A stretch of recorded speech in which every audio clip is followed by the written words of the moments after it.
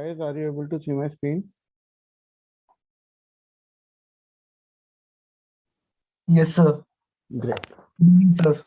Good evening, everyone.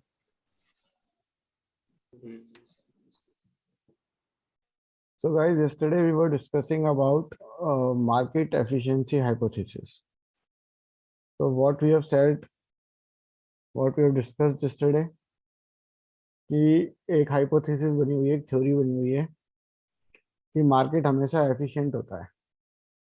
You will not be able to earn excess return and you will not be able to beat the broader market. मतलब index को आप beat नहीं कर सकते इन longer run. तो उस hypothesis के हिसाब से क्या है कि 3 टाइप के मार्केट होते हैं. एक तो वीक फॉर्म, एक सेमी स्ट्रॉन्ग फॉर्म और स्ट्रॉन्ग फॉर्म. तो वीक फॉर्म क्या बोलता है, कोई बता सकता है? कल क्या पढ़ा था हमने? What is the weak form market? Past movement, past price movement और इंफॉर्मेशन सारा कंसीडर कर लिया. Just give me a second guys. तो गाइस, वीक फॉर्म होता है जिसमें हम बोलते हैं कि जो पास्ट मार्केट डेटा है वो हमको फ्यूचर के प्राइसेस को प्रेडिक्ट करने में कोई मदद नहीं करेगा. तो पास्ट मार्केट डेटा हम किस चीज में देखते हैं? हम टेक्निकल एनालिसिस करते हैं. तो हम प्राइस चार्ट देखते हैं कि नहीं देखते हैं? पुराने प्राइसेस को देखते हैं, चाहे वो कैंडल स्टिक की फॉर्म में हो, चाहे वो बार की फॉर्म में हो, किसी भी चीज की फॉर्म में हो सकता है. तो वीक फॉर्म बोलता है कि आप टेक्निकल एनालिसिस के थ्रू कोई पैसा नहीं कमा सकते. आप टेक्निकल एनालिसिस के थ्रू कोई पैसा नहीं कमा सकते. फिर आता है हमारा semi strong form. Semi strong form बोलता है कि जो भी डेटा पब्लिकली अवेलेबल है, जैसे अपनी एनुअल रिपोर्ट हो गई, या कंपनी कोई भी अनाउंसमेंट करती है और पब्लिक फोरम पे डालती है, आप ना तो पास्ट डेटा से प्राइस को प्रेडिक्ट कर सकते हैं और ना आप जो पब्लिकली अवेलेबल डेटा है उससे शेयर प्राइस को प्रेडिक्ट कर सकते हैं. इन दोनों का कोई रोल नहीं है, तो आपका सेमी स्ट्रॉन्ग फॉर्म हो जाता है. और स्ट्रॉन्ग फॉर्म क्या बोलता है? ना तो आप प्राइवेट से ना आप पब्लिक से, कोई दोनों तरीके की इंफॉर्मेशन से आप कोई भी एक्सेस रिटर्न नहीं कमा सकते. तो वो आपका हो जाता है स्ट्रॉन्ग फॉर्म. प्राइवेट इंफॉर्मेशन का मतलब आपकी इनसाइडर ट्रेडिंग, कि जब आप इनसाइडर ट्रेडिंग से भी पैसा नहीं कमा सकते तो वो आपका स्ट्रॉन्ग फॉर्म ऑफ मार्केट होता है. एफिशिएंट मार्केट क्या होता है?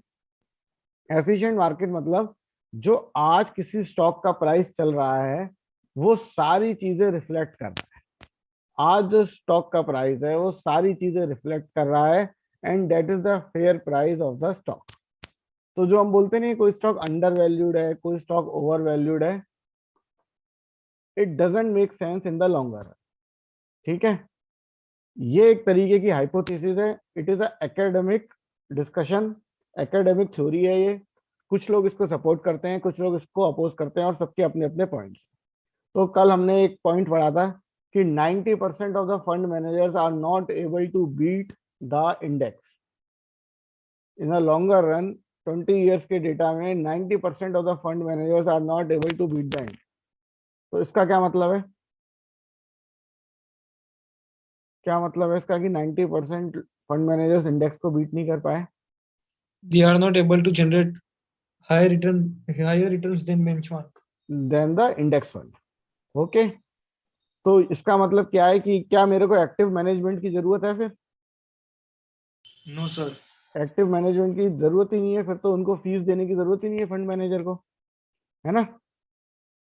तो ये एक डिस्कशन होता है. बट जो कुछ लोग जिन्होंने सुपीरियर रिटर्न्स जनरेट करे हैं वो इसको चैलेंज करते हैं, इस हाइपोथेसिस को. जिन्होंने 15%, 20%, 25% CAGR over a longer period of time कमाया है, they challenge this hypothesis, which is in a way right also. ठीक है, तो दोनों तरीके के इसके क्रिटिक्स भी हैं और इसके सपोर्टर्स भी हैं.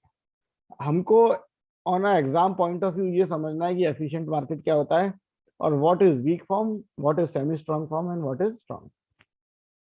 ठीक है, fundamental analysis facilities semi strong form efficiency by analyzing and disseminating all public information. Technical analysis क्या होता है? by analyzing past patterns and exploiting this pattern for profit. So technical analysis generally traders करते हैं, fundamental analysis generally investors करते हैं.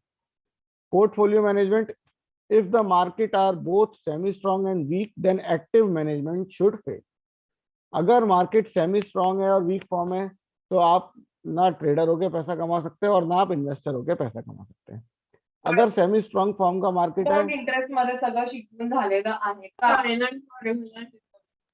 Guys please mute yourself. What do you have? R+1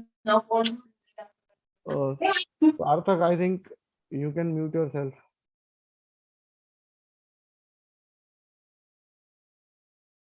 Does beta of the stock affect the efficiency of the market? Beta is something different. Beta का market की efficiency से कोई लेना देना नहीं है. बीटा होता है हमारी सेंसिटिविटी इंडेक्स के रेस्पेक्ट में. सपोज अगर इंडेक्स 1% बढ़ रहा है और मेरा स्टॉक 2% बढ़ा तो इसका मतलब मेरा बीटा 2 है. ठीक है, तो ये बीटा डिपेंड करता है किस चीज पे, आप किस इंडस्ट्री में काम कर रहे हैं. ठीक है, आप किस इंडस्ट्री में काम कर रहे हैं. तो जब हम लॉन्गर रन की बात करते हैं तो कभी कभी हाई बीटा स्टॉक्स हमको प्रॉफिट ज्यादा देता है, कभी कभी हाई बीटा स्टॉक हमको बहुत ज्यादा लॉस दे देता है. तो लॉन्गर रन में अगर हम देखेंगे तो it is very difficult to say कि भाई हाई बीटा स्टॉक आपके फंड को, इंडेक्स फंड को बीट कर सकता है. तो ये बहुत ही सिक्लिकल जो इंडस्ट्रीज होती है, जैसे आपकी कमोडिटीज हो गई, आपकी स्टील हो गई, ऑयल एंड गैस हो गई, उसमें हाई बीटा स्टॉक्स होते हैं तो विच impacts the market.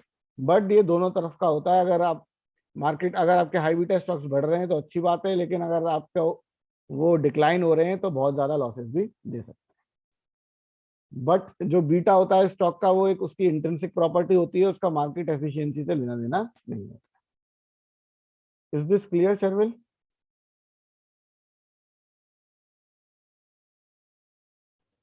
Yes, sir. But in case of mutual funds where we have Sornito, Sharpe ratio, they also collaborate, sir, with the efficiency of the market, or? वो ratio हमको ये बता रहा है कि हम इंडेक्स से हमने कितना ज्यादा एक्सेस रिटर्न जनरेट किया. शार्प रेशियो क्या है कि हमने कितना रिस्क लिया और कितना रिटर्न जनरेट किया. It is a analytical ratio. उसका एफिशिएंसी से कैसे लेना देना होगा? एफिशिएंसी क्या है? हम एफिशिएंसी की क्या बात कर रहे हैं कि जो अभी मार्केट दिखा रहा है वो सही है.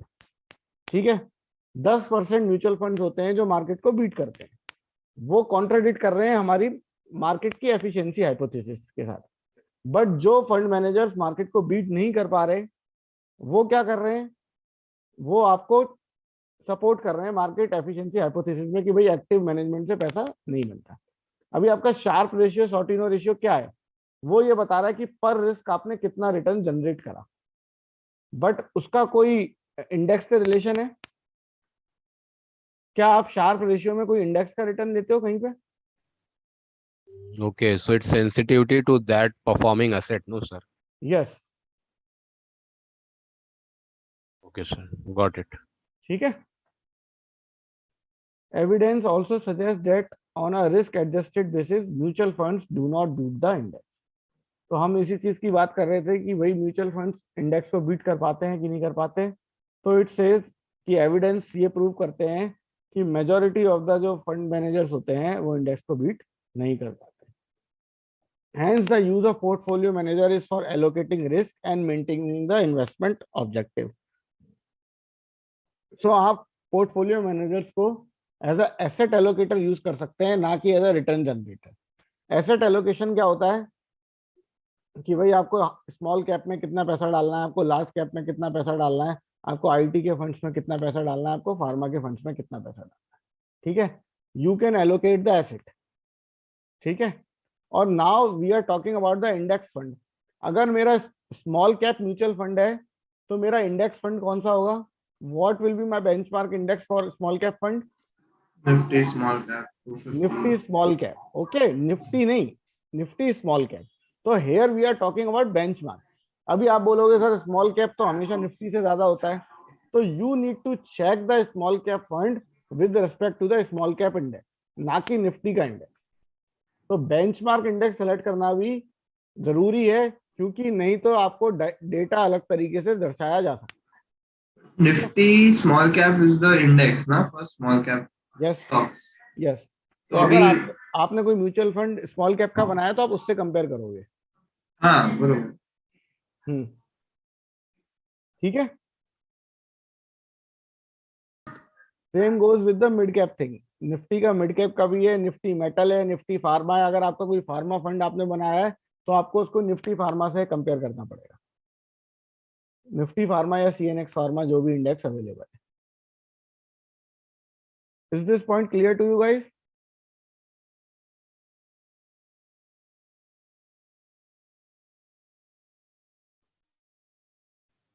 Yes, sir. Yes, sir.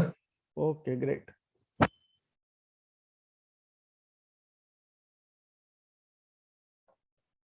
Guys, take a minute and do these questions. We will discuss it in 1 minute. Please read all these questions first. Have you read the questions, guys? Yes, sir. 14th का answer Higher. if a market is semi-strong, form efficient, the risk-adjusted return of a passively managed portfolio relative to an actively managed portfolio and most likely. तो semi strong form है तो fundamental analysis पैसे बना के देता है क्या? नहीं देता है ना? एम आई राइट और रॉन्ग? सेमी स्ट्रॉन्ग फॉर्म में फंडामेंटल एनालिसिस पैसे बना के देता है कि नहीं देता है गाइस? No, sir. ठीक है, तो वो पैसे बना के नहीं देता है। तो इसका मतलब क्या है कि क्या एक्टिव मैनेजमेंट पैसिव मैनेजमेंट को बीट कर पाएगा? No, sir. नहीं कर पाएगा।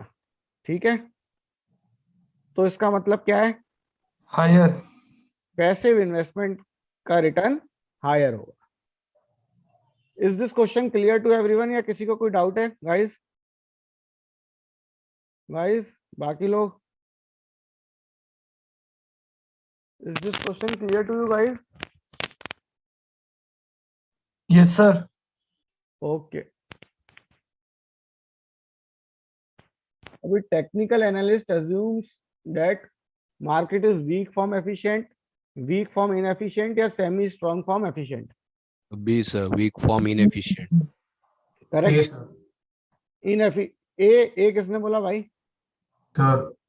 Sir, हर्ष ने. हाँ हर्ष बताओ, ए कैसे? अगर वीक फॉर्म एफिशिएंट है तो टेक्निकल एनालिसिस पैसा बना पाएगा?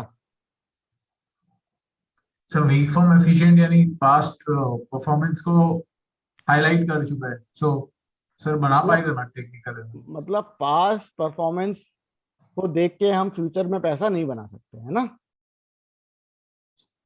तो टेक्निकल एनालिसिस जो कर रहा है, जैसे मैं टेक्निकल एनालिस्ट हूं, अज्यूम करो, तो अगर मार्केट वीक फॉर्म एफिशिएंट में अज्यूम करता हूं तो will I be able to make money? Yes, sir. क्यों? सर टेक्निकल एनालिस्ट भाई पास्ट परफॉर्मेंस को, पास्ट एक्शन, प्राइस एक्शन को ही देख के तो प्रेडिक्ट करते हैं. करेक्ट। तो वीक फॉर्म एफिशिएंट होता क्या है? वीक फॉर्म एफिशिएंट बोलता है कि पास्ट के प्राइजेस को देख के आप पैसा नहीं कमा सकते, यही तो बोलता है ओके सर. भाई। अगर वीक फॉर्म ये बोल रहा है आप पैसा नहीं बना सकते तो आप क्या टेक्निकल एनालिसिस करोगे? नहीं करोगे। तो आप क्या अज्यूम कर रहे हो कि इस समय मार्केट एफिशिएंट है या इनएफिशिएंट है? Inefficient. इनएफिशिएंट है। Correct. So the answer is B. Now fundamental analyst assumes that market are weak form inefficient, semi strong form efficient, semi strong form inefficient. B1, sir. Semi-strong form efficient. अच्छा, semi strong form efficient है तो fundamental analyst पैसा बना सकता है? Sir No, sir. वो inefficient. Sir passive fund बनाएगा, fundamental तो तो एक्टिव हो गया ना. फिर वो क्यों करेगा भाई? बी कैसे हो गया इसका आंसर हर्ष? सी होएगा ना. Yes, sir. C. सी है इसका आंसर। यही तो आपको ढंग से देखना है, पढ़ना है। क्वेश्चन इस तरीके से आते हैं कि आप उल्टा गलत ऑप्शन भी हमेशा ऑप्शन में अवेलेबल होगा। Okay, so the answer is C. किसी को कोई डाउट इस क्वेश्चन में गाइस? किसी को कोई डाउट है? No, sir. No, sir. Great. If a market is weak form efficient but semi strong form inefficient, then which of the following types of portfolio management is mostly likely to produce abnormal return? Market weak form efficient है but semi strong form inefficient है. Passive portfolio management, active portfolio management based on technical analysis, active portfolio management based on fundamental analysis. C, sir. Based on fundamental. बाकी लोग, किसी का कोई अलग answer? जब portfolio management में तो नॉमिनल रिटर्न्स होते हैं, अब नॉमिनल्स नहीं होते, like they assume they around 13.2% near to Nifty ना, और स्लाइटली ग्रेटर देन दैट। अब इसमें अब नॉर्मल बोला है। Portfolio passive- management is a broader term. Portfolio management के अंडर आपका म्यूचुअल फंड भी आता है। Everyone is having a portfolio. किसी का स्टॉक्स का पोर्टफोलियो है, किसी का एसेट क्लास का पोर्टफोलियो है। तो इसमें कोई Portfolio- एक्सपेक्टेड रिटर्न है, लाइक निफ्टी गिव्स 13.2, सो अरे जैसे आप जो म्यूचुअल फंड्स लेते हो उसमें एक फंड मैनेजर होता है, ठीक है। अभी उसको बहुत सारी रेगुलेशंस होती हैं कि उसको 25 स्टॉक रखने हैं, किसी भी स्टॉक में उसका 5% से ज्यादा वेटेज नहीं होना चाहिए उसके पोर्टफोलियो में। तो कुछ लोग क्या करते हैं, पीएमएस चलाते हैं। Do you understand PMS? Portfolio portfolio management management service. Service. हाँ, तो वो चलाते हैं। उसमें क्या है, उनको रेगुलेशंस कम होती हैं अपने पोर्टफोलियो को चलाने के लिए। They can make a concentrated portfolio also, ज्यादा डाइवर्सिफाई भी कर सकते हैं, कुछ भी कर सकते हैं। तो अभी वो पोर्टफोलियो मैनेजमेंट भी तो ये बोलता है कि अपन निफ्टी को बीट करेंगे लॉन्गर टर्म में। अगर पोर्टफोलियो का रिटर्न इंडेक्स के रिटर्न के बराबर है तो कोई पैसा लगाया क्या पोर्टफोलियो में? No sir. फिर मैं क्यों दूंगा भाई उसको पैसे? मैं डायरेक्ट फिर इंडेक्स का ईटीएफ खरीद के नहीं बैठ जाऊंगा? बट सर क्वेश्चन में तो लिखा ना अब नॉमिनल ग्रेटर देन बेंचमार्क नहीं लिखा है, so it might be passive portfolio management also, slight chance. नहीं, अगर पैसिव होगा तो passive will be always equal to the index return, correct? तो एबनॉर्मल रिटर्न कैसे हुआ? इंडेक्स का रिटर्न और मेरे पोर्टफोलियो का रिटर्न अगर बराबर है तो एबनॉर्मल रिटर्न हुआ क्या? No, sir. पैसिव मैनेजमेंट का मतलब ही इंडेक्स फंड में पैसे लगाना है, कि लगाया और छोड़ दिया। Are you getting my point? हाँ सर, समझा। ठीक है। Active investment is when like whatever portfolio management services or portfolios are beating the active market index. Management है कि मतलब आप खरीद बेच रहे हो और आपकी ये फिलोसॉफी है कि you can beat the market in longer term, ठीक है। कुछ ना कुछ एक्टिविटी आपके फंड्स में आप अपने पोर्टफोलियो में कर रहे हो, so that is your active management, Okay. ठीक है। Is this point clear guys? Increase in the time between an order to trade a security is placed and when the order is executed most likely indicates that market efficiency has decreased, remains same या increased। अगर time बढ़ जाता है तो इसका क्या मतलब है? मार्केट एफिशिएंसी कैसे है? Decrease हो गया ना? मार्केट एफिशिएंसी डिक्रीज हो जाएगी। जितनी जल्दी ऑर्डर क्लिक होगा, जितनी जल्दी ऑर्डर जाएगा, उतना मार्केट एफिशिएंट रहेगा, ठीक है। तो अभी जैसे पहले 1990s 92 95 में आपने देखा तो कॉल करके अपने को ऑर्डर प्लेस करना पड़ता था, है ना। तो उसी में क्या होता था कि असली में कुछ और प्राइस होता था, ब्रोकर हमको कुछ और प्राइस बता देता था, थोड़ा सा कमीशन वो खा लेता था वहां पे। तो now can anyone do this thing? क्योंकि electronically all the prices are available to us. तो मार्केट अभी एफिशिएंट है या पहले एफिशिएंट था? अभी एफिशिएंट है। अभी और ज्यादा एफिशिएंट हो गया है, ठीक है गाइस। ये पॉइंट क्लियर है? कोई डाउट किसी को? We can discuss if anyone is having any doubt regarding this. Is this point clear to everyone guys? ठीक है, अभी क्या होती है, कुछ मार्केट एनोमलीज है, मतलब एनोमलीज मतलब जो बोलती है कि आप एफिशिएंट मार्केट हाइपोथेसिस जो है उसको कॉन्ट्रडिक्ट करती है, उस हाइपोथेसिस से डेविएट करती है। ठीक है, तो वो कुछ भी हो सकती है, टाइम सीरीज की हो सकती है, जैसे यूएस में चलता है कि जनवरी में हमेशा स्टॉक ज्यादा रिटर्न देते हैं, जनवरी में हमेशा स्टॉक्स ज्यादा रिटर्न देते हैं, उसको हम जनवरी इफेक्ट बोलते हैं। ठीक है, इस तरीके से क्रॉस सेक्शनल है कि जो वैल्यू फंड्स होते हैं, जो लो पी स्टॉक्स होते हैं, वो लॉन्गर टर्म में ज्यादा रिटर्न देते हैं, वो इंडेक्स को बीट करते हैं। ठीक है, उसी तरीके से क्लोज एंड फंड्स होते हैं, उनका रिटर्न ज्यादा बेटर होता है। ठीक है, आईपीओ जो होते हैं वो ज्यादा रिटर्न देते हैं अगर शुरुआत में ही खरीद लिए जाए। तो ये क्या मार्केट एनोमलीज हैं। एनोमलीज मतलब हम एक जगह ये बोलते हैं कि भाई मार्केट एफिशिएंट है, सारी इंफॉर्मेशन अवेलेबल है and you will not be able to beat the index. ठीक है, फिर दूसरी जगह हम ये बोलते हैं कि भाई मोमेंटम स्टॉक्स जो होते हैं उसमें ज्यादा रिटर्न है, कि जनवरी में स्टॉक्स खरीदो तो जनवरी में रिटर्न ज्यादा आता है। तो इस तरीके की चीजों को हम क्या बोलते हैं, एनोमलीज। तो अभी हमने स्टार्टिंग में पढ़ा कि हाइपोथेसिस, एफिशिएंट हाइपोथेसिस बोलती क्या है।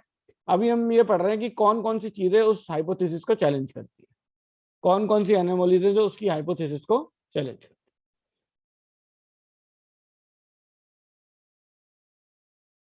तो पहला, जैसे टाइम सीरीज के लिए एक एग्जांपल दिया गया है, जनवरी इफेक्ट।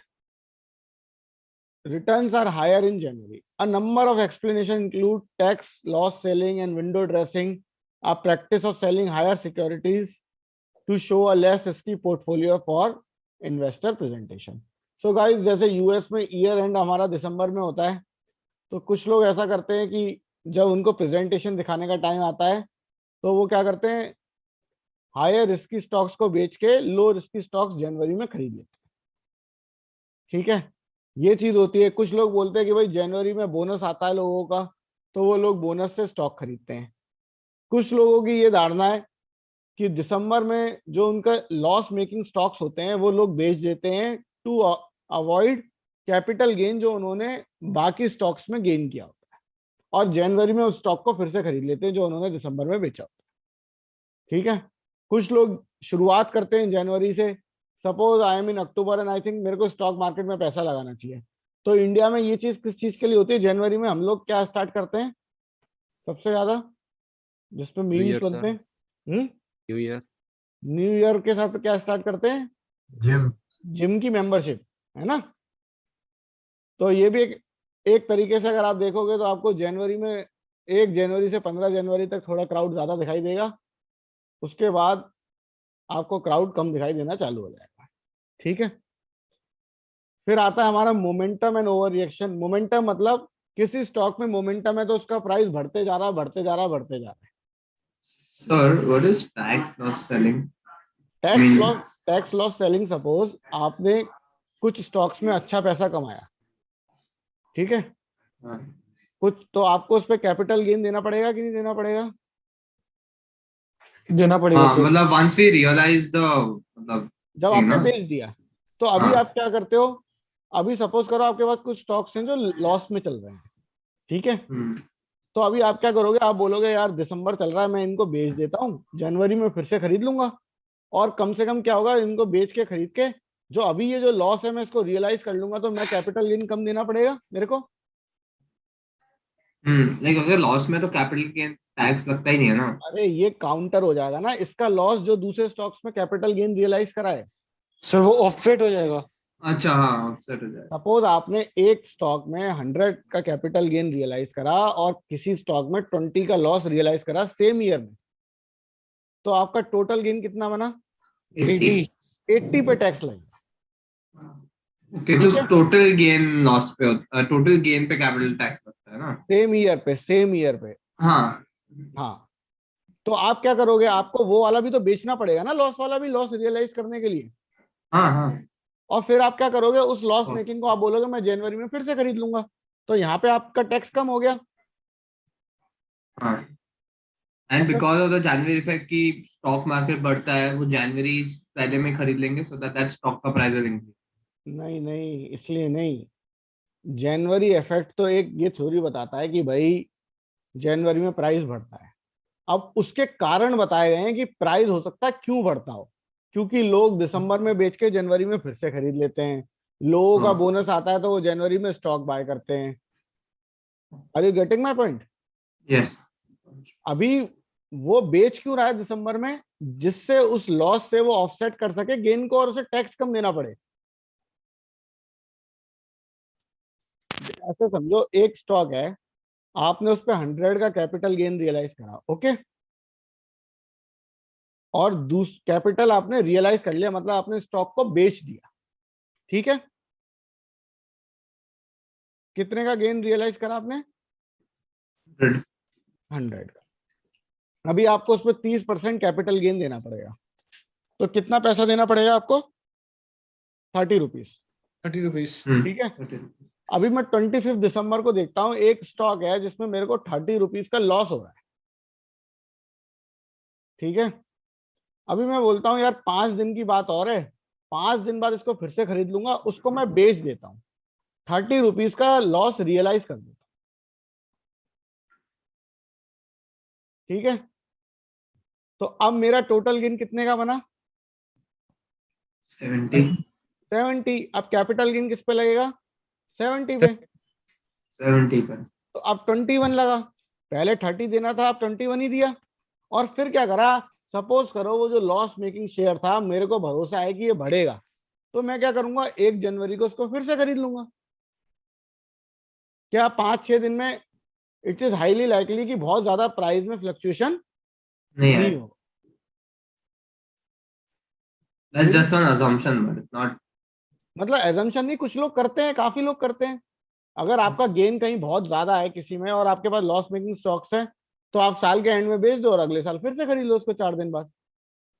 भाई आपने अभी सेविंग कितने की करी? 9 रुपए की करी। हाँ. आपको लॉस कब होगा? जब 5 दिन में आपका स्टॉक 9 रुपए से ज्यादा बढ़ जाए, हाँ. जो आपने बेचा था। हाँ. लॉस मेकिंग स्टॉक जो आपने बेचा था, अगर वो 9 रुपए से ज्यादा बढ़ेगा तो हो सकता है आपको लॉस हो। अगर वो 9 रुपए से ज्यादा नहीं बढ़ा तो आपको तो फायदा ही हुआ ना। हाँ. Did you got the point? Yes. Sir ये एनपीसीजी का और ये लॉन्ग टर्म कैपिटल गेन और शॉर्ट टर्म कैपिटल गेन का जो कंसेप्ट था, ये अभी कुछ 2-3 साल पहले ही आया था, वो जेटली सर ने introduce किया था। एक्चुअली ऐसा हुआ, लॉन्ग टर्म कैपिटल गेन पे पहले कोई वो नहीं था, टैक्स पहले नहीं तो था। टैक्स फ्री था ना सर, हाँ इक्विटी पे। लॉन्ग टर्म, शॉर्ट टर्म तो कैपिटल गेन था पहले भी, 1 साल पे। अभी क्या करा कि लॉन्ग टर्म पे भी गेन लगा दिया, वो टैक्स लगा दिया। लॉन्ग टर्म पे तो 10% है ना कुछ, हाँ, और शॉर्ट टर्म पे शायद 20% है। और उसपे तो कंडीशन भी है ना सर करके, 1 लाख तो एक्सक्लूड है कुछ। एक वो डिविडेंड वाली अलग है, 1 लाख तक का डिविडेंड एक्सक्लूडेड है। डिविडेंड नहीं। लॉन्ग टर्म कैपिटल गेन मतलब अगर 1 लाख रुपए से ऊपर होगा तो आपको टैक्स देना पड़ेगा। हाँ सर, मतलब 1 लाख तक तो अपने को छूट है मतलब। हाँ ओके सर। ठीक है, तो वो अभी शायद 4-5 साल हो गए उसको आए हुए। आई think it came during the time of Arun Jaitley. शायद हाँ? अरुण जेटली सर ने इंट्रोड्यूस किया था। हाँ, अरुण जेटली के टाइम में आया था, तो I think it has been more than 3-4 4-5 साल। ईयर। हाँ ठीक है। सर तो आपका मतलब क्या व्यू है इस पे, मतलब ये आने से मतलब मार्केट में पार्टिसिपेशन और बढ़ जाना चाहिए था या? नहीं, एक्चुअली टैक्स आने से ये होता है कि कहीं ना कहीं आदमी डिमोटिवेट होता है ना। भाई हाँ कैपिटल गेन पहले 0 था, तो हाँ हाँ। लॉन्गर टर्म इन्वेस्टिंग कहीं ना कहीं हैम्पर हुई है। बट अभी भी अगर आप बाकी एसेट क्लासेस देखोगे तो longer term capital gain tax कम है बाकी एसेट क्लासेस के कंपेयर। Yes sir. सपोज आप लैंड खरीदते हो, उसमें लॉन्गर टर्म कैपिटल गेन शायद 20 या 30% है, अभी स्टॉक्स में फिर भी ये टैक्स कम है। तो शॉर्ट टर्म में 1 या 2 साल कुछ मतलब नेगेटिविटी भी बनी रही थी, फिर उसके बाद आई think it caught up with the reality. Sir एक और क्वेश्चन था कि इक्विटी में लॉन्ग टर्म इन्वेस्टमेंट करते तो इंडेक्सेशन का बेनिफिट तो नहीं मिलता है ना? इक्विटी में नहीं, अगर आप पर्टिकुलर स्टॉक्स खरीदते हैं तो नहीं मिलता, बट म्यूचुअल फंड्स में मिलता है। इंडेक्सेशन का। हाँ अगर आप क्या कहते हैं खुद स्टॉक्स खरीद रहे हो बेच रहे हो सिलेक्टेड स्टॉक्स तब नहीं मिलता, बट म्यूचुअल फंड में मिलता है। ओके सर, अगर मिलता होता तो फिर तो इन्फ्लेशन रेट से कोई लेना देना ही नहीं था।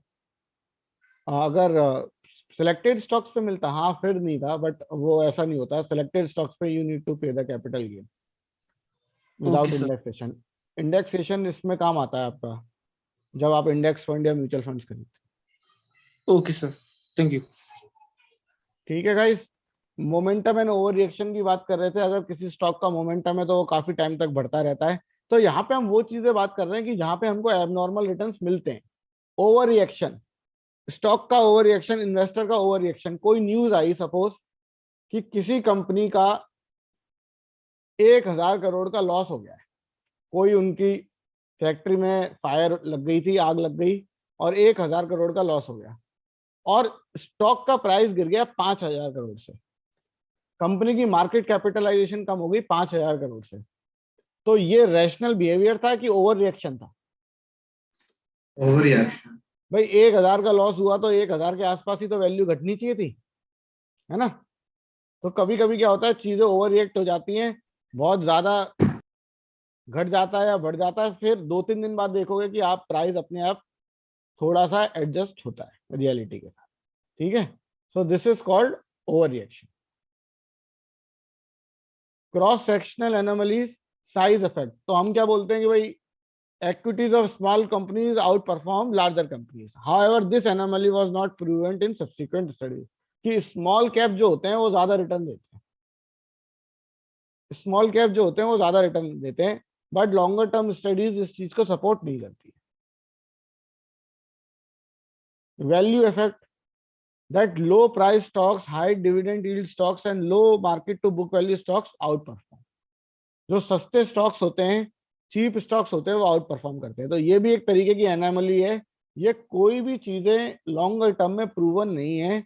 मार्केट किसी भी टाइम किसी भी तरीके से रिएक्ट कर सकता है। अभी आप वैल्यू स्टॉक्स की बात कर रहे हैं तो पिछले 5 या 6 सालों से growth stocks are beating value stocks hands down. ठीक है, तो 5 या 6 साल से वैल्यू स्ट्रेटेजीज जो हैं वो लोगों की काम नहीं कर रही। जो चीज महंगी थी वो और महंगी होती जा रही है और जो चीज सस्ती थी वो अभी भी सस्ती है। For example your PSU bank stock. ठीक है कि पीएसयू बैंक बहुत सस्ते हो गए हैं, बहुत सस्ते हो गए हैं, बट पीएसयू बैंक स्टॉक्स ने रिटर्न नहीं दिया पिछले 5। ओके, किसी को कोई डाउट गाइस?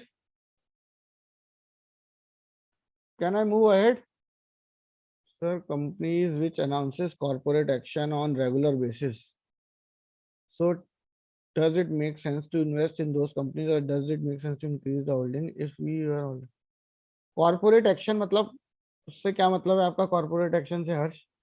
सर बोनस और स्प्लिट जैसे। merger acquisition. हाँ, तो अगर कंपनी एक्विजिशन कर रही है और उसके बाद उस एक्विजिशन के बाद कंपनी को फायदा हो रहा है, का वो निकाल दो, सिर्फ स्प्लिट और बोनस के पॉइंट ऑफ व्यू से बताओ। स्प्लिट और बोनस से कोई लेना देना नहीं होता है स्टॉक के परफॉर्मेंस का। वो क्यों होता है? क्योंकि प्राइस थोड़ा सा कम हो जाता है तो रिटेलर्स उसमें पैसे लगा सकते हैं। अभी एमआरएफ है, एमआरएफ का प्राइस कुछ शायद 80,000 के आसपास होगा या उससे भी ऊपर हो सकता है। 83-84 के पास है। 84,000 है, तो स्टॉक स्प्लिट हो जाएगा तो 20,000 रुपए का हो जाएगा। मान लो अगर एक स्टॉक के बदले 4 स्टॉक मिल गए तो उससे कोई फंडामेंटल उसमें कुछ वो आया क्या? बट क्या होता है, रिटेल पार्टिसिपेशन बढ़ जाता है। ठीक है, रिटेल पार्टिसिपेशन बढ़ जाता है। कुछ ऐसे भी लोग हैं जो मैं जानता हूं, वो बोलते हैं कि भाई जो स्टॉक 5,000 या 10,000 रुपए से ऊपर हो उसको बाय करके बैठ जाओ, वो हमेशा बढ़ेगा ही बढ़ेगा। तो ये भी अपने आप में एक एनोमली है, प्राइस एनोमली, कि हाई प्राइस स्टॉक्स हैं वो और भागते हैं। Yes, are you saying something Harsh? हाँ सर, मतलब लोगों का फॉल्स बिलीफ रहता है कि जो शेयर महंगा है वो और महंगा होगा, जो सस्ता है वो और सस्ता हो जाएगा। तो फॉल्स बिलीफ वैल्यू कम के लिए भी होता है कि सस्ता है वो महंगा हो जाएगा, जो महंगा है वो सस्ता हो जाएगा। तो इस तरीके के बिलीफ से ही काम चल रहा है। और हर तरीके की स्ट्रेटेजी क्या करती है, कभी काम करती है कभी नहीं करती है। जिसकी स्ट्रेटेजी जो काम कर जाती है फिर वो वही स्ट्रेटेजी बताता है कि ये स्ट्रेटेजी सक्सेसफुल। ठीक है। नहीं सर, ये क्वेश्चन था कि मतलब फॉर एग्जांपल बहुत सारी कंपनीज है जो रेगुलर में या बहुत थोड़े थोड़े टाइम पीरियड के अंदर स्प्लिट या बोनस इश्यूज लेके आती है, ठीक है। तो उसमें इन्वेस्ट करके मतलब पोर्टफोलियो में एक आध कंपनी ऐसा भी होना चाहिए या फिर ऐसे कंपनी से दूर रहना ठीक रहता है? बोनस और स्प्लिट से कोई लेना देना ही नहीं है परफॉर्मेंस का। परफॉर्मेंस का लेना देना है कंपनी के रेवेन्यूज और प्रॉफिट इंक्रीज हो रहा है कि नहीं हो रहा है। नहीं सर, वो तो मैं समझ गया, लेकिन लॉन्ग टर्म के विजन से अगर देखा जाए तो ऐसा बोलते हैं कि मतलब नहीं, बोनस और split should not be the basis of investing in any company. कि कंपनी स्प्लिट कर रही है या बोनस कर रही है उसका कोई लेना देना ही नहीं होता। Are you getting what I am saying? Yes sir, yes sir. मतलब ये कोई मतलब नहीं है कि कंपनी बोनस दे रही है या स्प्लिट। बोनस का मतलब कुछ नहीं होता। बोनस का मतलब भी जो स्प्लिट करता है वही बोनस करता है। Both are the same things. Bonus में कोई एक्स्ट्रा थोड़ी शेयर मिल जाता है हमको। तो सर मतलब आप कह रहे करके ये जो बोनस शेयर है वो सिर्फ नाम का बोनस है, मतलब रियल में कुछ है नहीं? असली में ही तो ये होता है, और क्या होता है भाई। आपको आपको एक शेयर की जगह एक बोनस में मिल गया, जी सर। ठीक है। अब नंबर ऑफ शेयर्स आउटस्टैंडिंग आपके डबल हो गए। डबल हुए कि नहीं हुए? तो प्राइस यस सर। हाफ होगा कि नहीं होगा? क्योंकि मार्केट कैपिटलाइजेशन तो सेम होगा कि नहीं होगा? मार्केट कैपिटलाइजेशन तो सेम होगा, लेकिन फिर सर वो कैपिटल एप्रिसिएशन जैसे से करेगा तो वैसे कुछ लॉन्ग टर्म वैसे में कुछ बेनिफिट होता है या नहीं होता है? कुछ नहीं होता। उसका बोनस और स्प्लिट का कोई लेना देना नहीं होता है शेयर प्राइस के एप्रिसिएशन। और वो बोनस असली में बोनस नहीं होता है। मार्केट कैपिटलाइजेशन क्या होता है? What do we mean by market capitalization guys? Current price of the share multiply by number of outstanding shares. अब सपोज करो कंपनी ने बोनस दे दिया, एक शेयर जिस पे है उसको एक एक्स्ट्रा शेयर मिलेगा।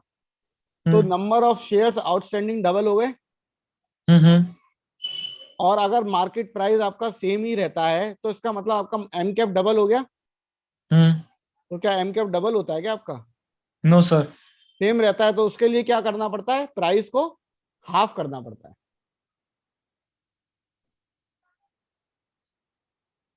Are you able to get it what I am saying? Yes sir, yes sir. ठीक है। Yes sir. अब आते हैं अदर एनोमलीज पे। Close ended funds trade like stocks after their offering. Research suggest that many of these funds trade at a discount to NAV. So you could buy the portfolio of the fund and liquidate the fund to earn profit. Possible explanation include taxation, management fees, etc. So guys, it is more of a like a holding company. अगर आपने देखा हो ना तो holding company हमेशा एक discount पे trade कर रही होती है। जैसे बजाज होल्डिंग्स है। बजाज होल्डिंग के पास 50% शेयर हैं आपके बजाज फाइनेंस के, ठीक है। 20% शेयर है आपके बजाज ऑटो के। आप उनकी अगर सम ऑफ द पार्ट्स करोगे तो वो वैल्यू ज्यादा होगी, और जो करंट में मार्केट में बजाज होल्डिंग्स की वैल्यू होगी वो कम होगी। होल्डिंग्स हमेशा, होल्डिंग कंपनी हमेशा डिस्काउंट पे ट्रेड कर रही होती है। तो एक ये आदमी बोलता है कि बजाय बजाज फाइनेंस खरीदने के या बजाज ऑटो खरीदने के मैं बजाज होल्डिंग्स खरीद लेता हूँ। बट क्या होता है जनरली कि ये मार्केट डिस्काउंट क्यों करके चलता है? क्योंकि मार्केट अज्यूम करता है कि बजाज होल्डिंग्स कभी उन शेयर्स को बेचेगा नहीं और कभी भी वो गेन रियलाइज करेगा। So holding companies are generally only for dividends. कि होल्डिंग कंपनी इसलिए बनी है कि डिविडेंड्स के लिए, ठीक है। सो सिमिलर लाइक है क्लोज एंडेड फंड, जिसमें आप एक बार इन्वेस्ट कर लोगे तो कुछ मैच्योरिटी के बाद ही आप अपने यूनिट्स को रिडीम कर सकते।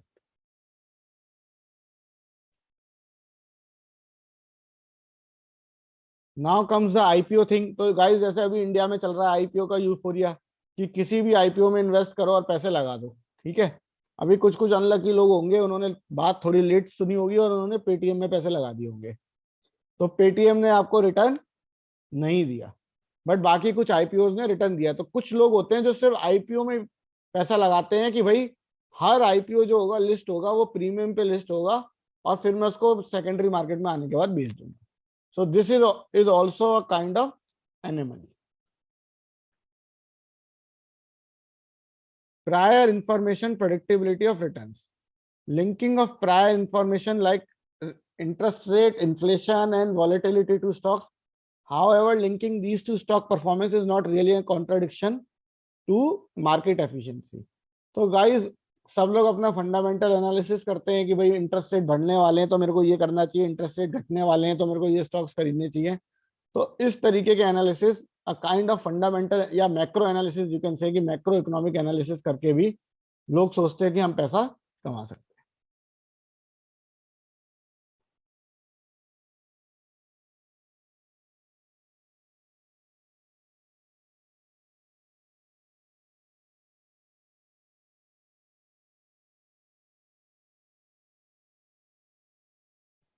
सो गाइस, कुछ कुछ चीजें होती हैं जो मार्केट को इनएफिशिएंट बनाती हैं. वो क्या चीजें होती हैं? वो होती हैं irrational behaviour of the investor. Irrational behaviour of the investor का मतलब कि जब कभी कभी यूफोरिया होता है तो इन्वेस्टर ज्यादा से ज्यादा पैसे लगाता रहता है स्टॉक मार्केट में. वो सोचता है हमेशा बहुत ज्यादा रिटर्न मेरे को मार्केट से मिलेगा. ठीक है. और फिर क्या होता है, अगर इन्वेस्टर पैसे होता है तो वो क्या करता है, वो बेचता रहता है कि भाई मार्केट में तो घाटा ही घाटा है, मेरे को लगाना ही है. तो that is called a kind of a over reaction. तो behaviourally it is very difficult for the investor to make returns. तो जनरली क्या होता है, इसीलिए जो सुपीरियर रिटर्न्स कुछ लोग फॉलो करते हैं, that is exploiting the behaviour of other investors. वो कैसे? Risk and loss aversion. People dislike risk and require additional returns for the risk they take. People dislike loss, then they like gain, which explains overreaction. अब guys, आपको किसी stock में 100 का gain हुआ और किसी स्टॉक में 100 का लॉस हुआ, तो आपको सेम खुशी और सेम दुख होता है क्या? नहीं होता. आपको क्या होता है?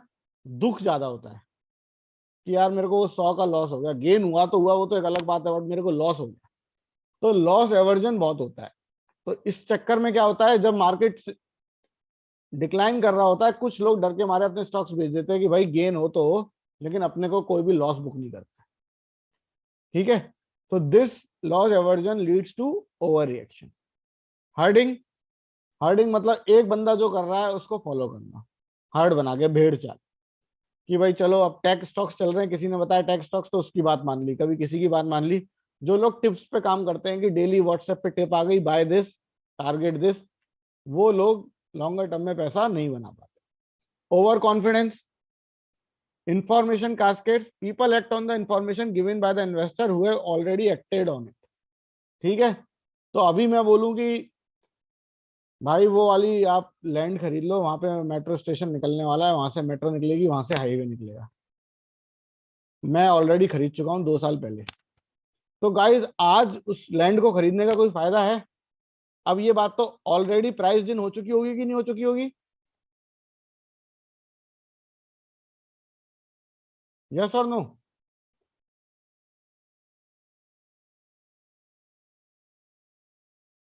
Guys, am I audible to you?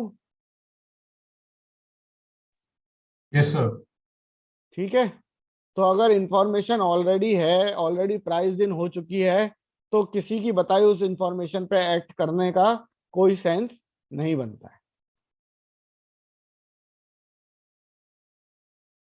Other biases. Presentativeness. People process information on probabilities based on the similarity to the current state.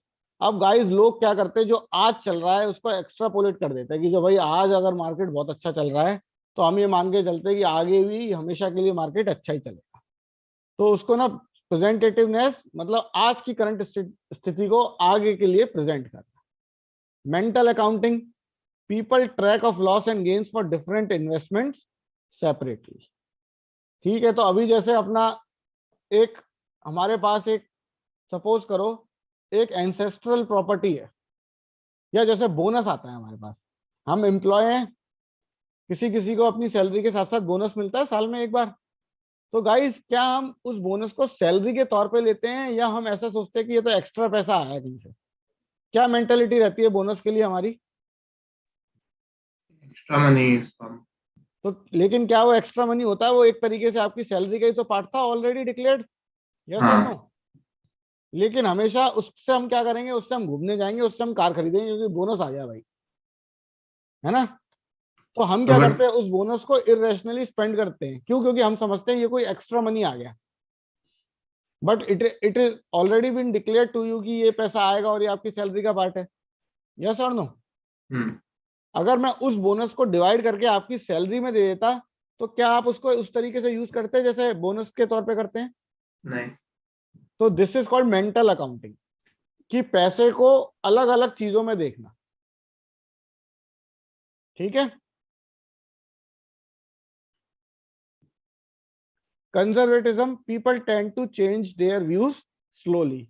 तो कुछ लोगों को, जैसे रियल एस्टेट, किसी को बोल दो कि भाई रियल एस्टेट में पैसा नहीं बनता, तो वो लोग बात मानने को तैयार नहीं होंगे, बोलेंगे वो रियल एस्टेट में पैसा बनता है। तो दे change their views very slowly, और कभी कभी इसकी वजह से कहीं कहीं लॉसेस हो जाते हैं। Narrow framing, people respond to issues in isolation and react based on how it is presented. ठीक है। तो कुछ चीजों का नैरो फ्रेमिंग मतलब लार्जर पिक्चर देखने की बजाय वो स्पेसिफिक न्यूज पर रिएक्ट करना और उस पर डिसीजन लेना। सो ये बिहेवियरल जो बाइसेस हैं, ये बहुत ज्यादा इंपैक्ट करते हैं मार्केट को। ये बिहेवियरल बाइसेस की वजह से कभी मार्केट बबल में चला जाता है और कभी मार्केट स्लंप में आ जाता है। अभी देखिए कोरोना में मार्च में मार्केट क्या हो गया, क्रैश हो गया, और फिर 4 महीने बाद मार्केट ने हाई बनाना स्टार्ट कर दिया। तो गाइस, क्या 4 महीने में कोई स्थिति चेंज हो गई थी बहुत ज्यादा? या तो मार्केट ने उस टाइम पे ओवर रिएक्ट करा और मार्केट क्रैश हो गया, या मार्केट अब यूफोरिक कंडीशन में चल। Okay, Yes. Any doubt guys on this point?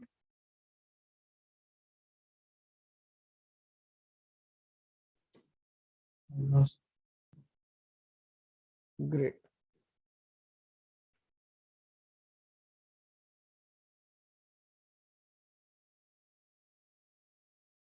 The explanation of market based on behavioral finance is still debatable. तो गाइस, ये behavioral finance जो आया, ये एक मॉडर्न टॉपिक है फाइनेंस में। मतलब मार्केट को इन्वेस्टर के बिहेवियर के हिसाब से देखना, मार्केट को इन्वेस्टर के बिहेवियर के हिसाब से समझना। Price anomalies get discovered as we progress and so are the explanation. If investors are rational then market should be efficient. तो अभी ये बोलते हैं कि भाई अगर इन्वेस्टर ही इरेशनल है तो मार्केट इनएफिशिएंट ही रहेगा, क्योंकि कभी वो बबल में चला जाएगा, कभी मार्केट क्रैश होना चालू हो जाएगा due to panic. Human imperfection suggest that market can not be efficient. और कभी भी ह्यूमंस या इन्वेस्टर्स रैशनल नहीं रह सकते। If the evidence for market efficiency is not beating the market on risk adjusted basis over time, the evidence suggests that market are in fact efficient. तो अगर हम मार्केट को बीट नहीं कर पा रहे लॉन्गर टाइम में, तो इसका मतलब मार्केट एफिशिएंट है। सो ये टॉपिक जो है वो एक डिबेटेबल टॉपिक है। So that's why this is just a hypothesis, this hasn't become a theory. क्यों? क्योंकि एक ऑल्टरनेट थॉट प्रोसेस के प्रति सोच इंट्रोड्यूस कराई गई कि भाई आप एक्टिव मैनेजमेंट क्यों कर रहे हो, आप बस पैसिव मैनेजमेंट करो and you will be able to make money. ठीक है, जितना ओवरऑल मार्केट देगा वो सबको देगा, कोई इससे ज्यादा नहीं कमा पाएगा, बिकॉज जो प्राइसेस अभी रिफ्लेक्ट हो रहे हैं that has priced all the information, but due to human irrational behavior, market sometimes provide you opportunity, sometimes it's become undervalued, sometimes it becomes overvalued. So guys, is this point clear to you? Guys, please respond. Yes, sir. Okay.